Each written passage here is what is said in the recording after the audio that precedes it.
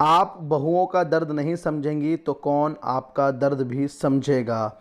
दो दो बहुएं हैं, बेटे पोते पोतियों से भरा घर है, पर मुझसे दो घड़ी बात करने वाला कोई नहीं है। नर्स और आया आती हैं, काम करके चली जाती हैं। मैं मशीन नहीं हूँ, कोई मुझसे सहानुभूति के शब्द नहीं बोलता। मेरा दिल नहीं चाहता कि मैं भी सबके साथ हंसूं बोलूं। कहते कहते अनुराधा जी रो पड़ी। चुप हो जाओ, इन सब की जिम्मेवार तुम खुद हो। तुमने किसे अपने दिल के करीब आने दिया? याद है बेचारी बहुएं गलती से बीमार पड़ जाती थीं तो तुम कैसा बर्ताव करती थीं?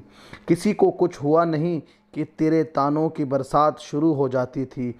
तुम ही बहुओं को कहने वाली थी ना कि तेरे मैके वाले ने बीमार बहुएं थमा दी।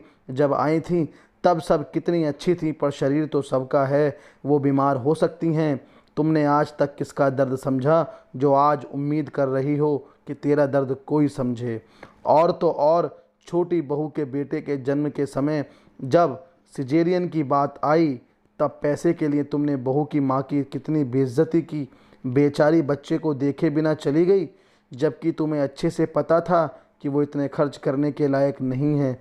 पति अशोक जी की बातें सुनकर अनुराधा बोली, सच कहते हैं यह मेरे कर्मों का ही फल है। अनुराधा जी की दो बेटे थे, दोनों अच्छी नौकरी करते थे, पर अनुराधा जी जानबूझकर गरीब परिवार से बहुएं लाई थीं ताकि उनका वर्चस्व बना रहे। इतने कठोर नियम बना रखे थे कि मानो घर ना होकर हॉस्टल है। उन्हें बहुओं की थकान दिखती ही नहीं थी। बेटे की माँ होने का गुरूर सदैव उन पर हावी रहता। बहुओं के साथ साथ उनके मायके वालों को भी अपमानित करने का एक मौका नहीं छोड़ती थीं। बहुओं से ज़रा भी गलती हो जाए तो फिर शब्दों के ऐसे ताने मारती कि बेचारी बहुएं रो जाती।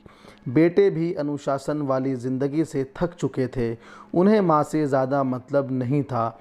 अब जब उनका शरीर गिर गया तो उन्हें याद आया कि परिवार कैसा होता है। सारी ज़िंदगी नफ़ा नुकसान की तराजू पर तोलते हुए ज़िंदगी गुजार दी। अब उन्हें दोनों बहुओं का दर्द समझ में आया, लेकिन अब नहीं। उन्होंने अशोक जी को कहा, मुझे बाहर ले चलिए, अब बची ज़िंदगी मुझे हंसते हुए गुजारनी है। अशोक जी ने सहारा देकर बाहर निकाला। बाहर हॉल में सभी बैठे थे, हंसकर आपस में बातें कर रहे थे, पर जैसे ही अनुराधा जी आईं सभी चुप हो गए और काम का बहाना बनाकर जाने लगे। तभी अशोक जी बोले, रुक जाओ भाई, हमें भी तो अपनी पार्टी में शामिल करो। पर सभी शांत थे।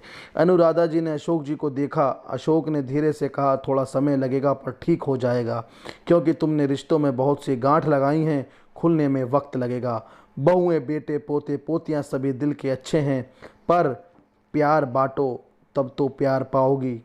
चलो, बीमार रहने पर ये समझ तो आया, रिश्तों में प्यार होना चाहिए। नफ़ा नुकसान देखने पर रिश्ते नहीं चलते।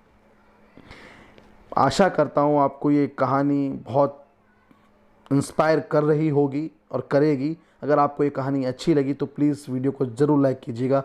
Thanks for watching.